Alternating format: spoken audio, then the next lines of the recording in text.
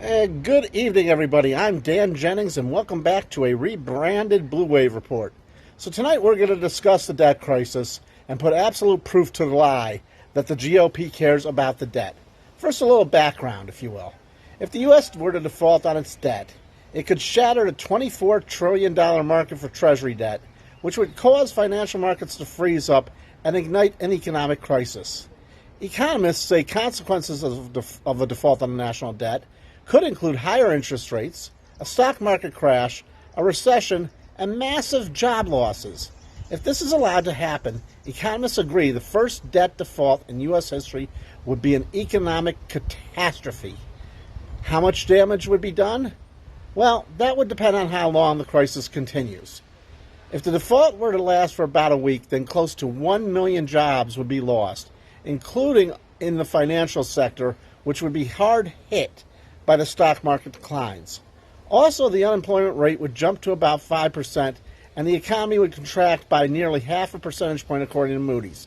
Now, make no mistake about it. This is what the GOP wants, because they can use that as a talking point all the way to the election. But if the impasse were to drag on for 6 weeks, then more than 7 million jobs would be lost. The unemployment rate would soar above 8%, and the economy would decline by more than 4%, according to Moody's. These effects would still be felt a decade from now, so the GOP would be selling out our grandchildren, who they supposedly are fighting for, in order to win an election by destroying our economy. If the U.S. defaults on its debt for the first time ever, tens of billions of dollars in Social Security benefits, federal salaries, payments to Medicaid providers, and yes, veterans' benefits could be all at risk. Families and businesses would also have a tougher time getting approved for lines of credit, since banks would have to be more selective about to whom they loan money. That's because their costs of borrowing money would also rise, and that would limit the amount of money that these banks could or would be willing to lend out. Now, let's remember here, folks, that in years that a Republican has been president, there is almost never any talk about the debt ceiling. In fact, said ceiling has almost always been raised without issue, including numerous times under the Trump administration. However, the MAGA wing of the GOP, whose only seeming desire is the outright destruction of the United States economy, is demanding major cuts in exchange for their support of raising the debt limit.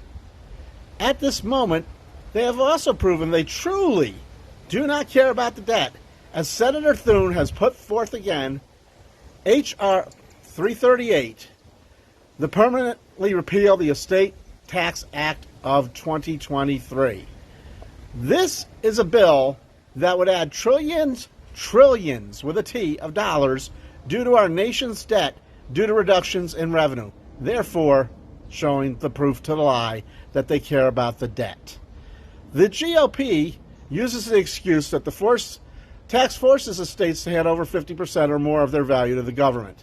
This, however, is patently untrue.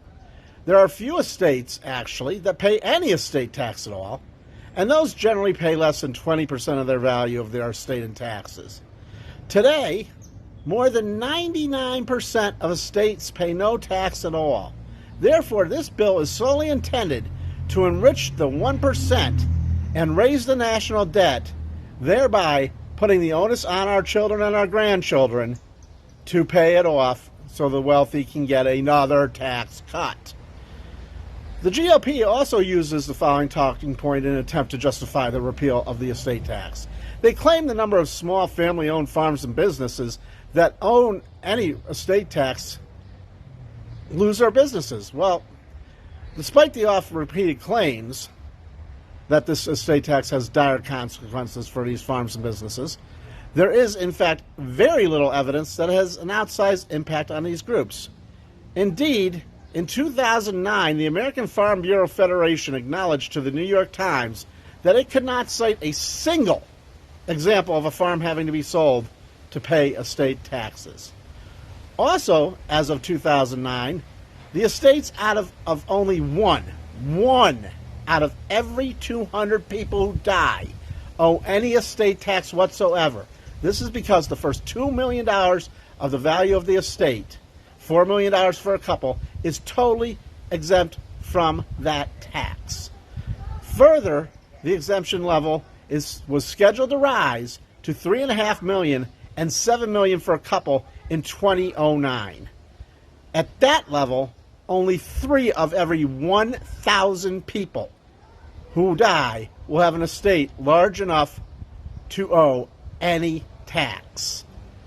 Large estates, now mind you, are comprised mostly of unrealized capital gains that themselves have never been taxed. So basically they're trying to get away with not paying any taxes ever on this money, because the estate tax would be the only way of taxing that income. So this repeal would only affect the richest of the rich, adding more money to their coffers while adding to the national debt that the GOP so suddenly seems to care about.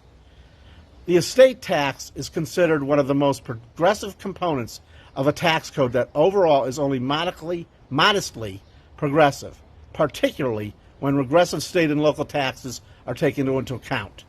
The money it raises funds essential programs from health care to education to defending the nation.